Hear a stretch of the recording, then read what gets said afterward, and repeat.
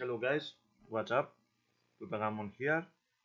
In this video I'm going to benchmark the Infiltrator Demo from Epic, which recently became available for download and recompilation from anyone. This is a digital recording as always, and I'm using an external recorder. So what you will see in this video will be pure performance. No software is being used for the recording of this video, at least not locally I mean. This is my usual system, my Core i5 2500 running at 4.8 GHz. There we are. It has 16 gigabytes of memory, and the graphics card is a GTX 970. I forgot to overclock it, no problem. This is a Gigabyte G1 model running at these clocks. The real boost will be 1.5 GHz. We will see that at the end of the video in MSI Afterburner graphs. Latest firmware, Windows 10, etc. For this benchmark I'm going to use fraps to gather frame rate data. Luckily it is DirectX 11, so fraps is working with this demo. I'm going to use 1080p resolution as always. Let me show you the settings that I am using to launch it. The VSync is false, but it is not exactly working. I'm going to use an Uncapped command inside the benchmark. Resolution is 1080p, full screen, and that's basically it. So let me launch it. Yes.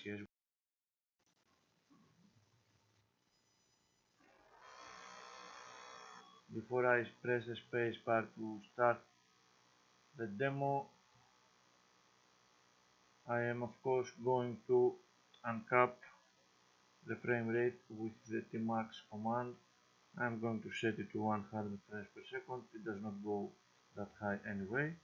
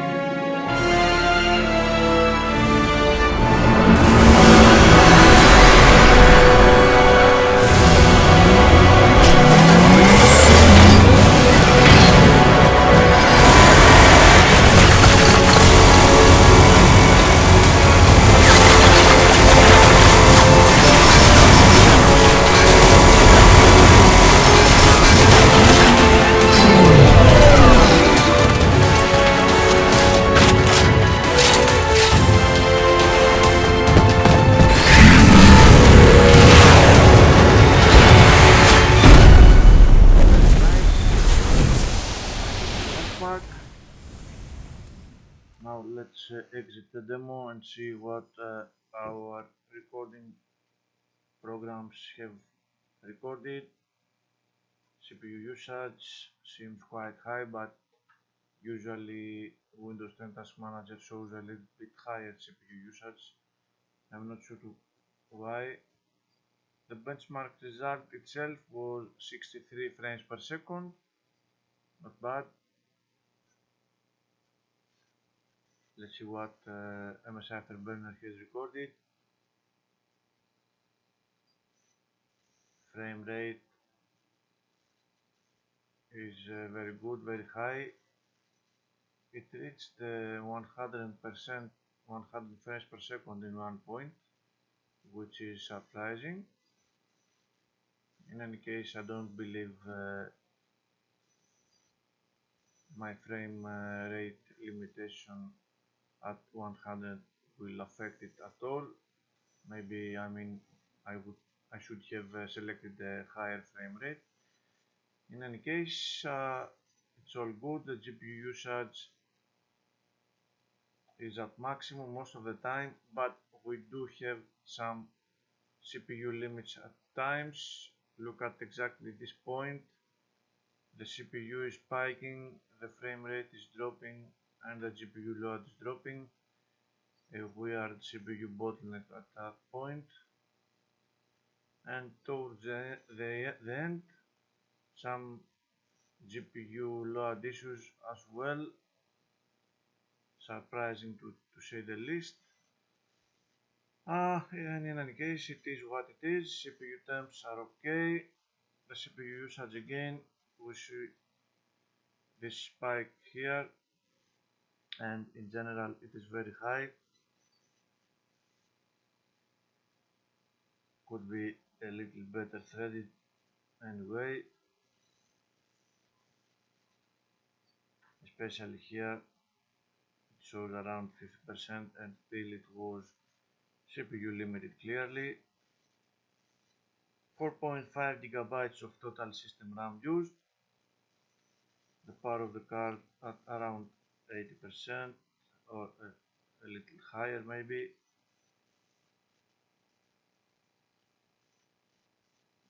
.5 GHz for the core clock.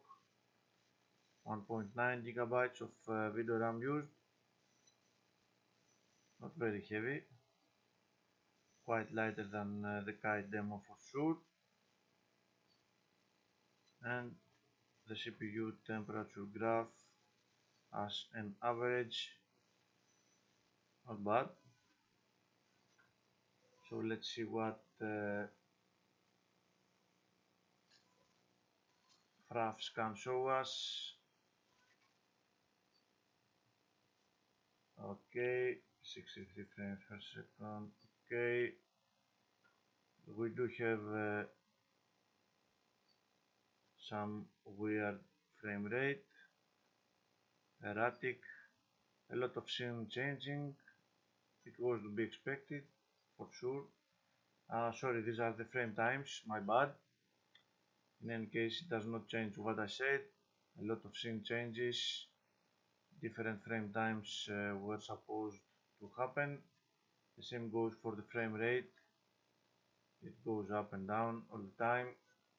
And of course, we have quite a lot of deviation from slowest to fastest frame times, but it is what it is.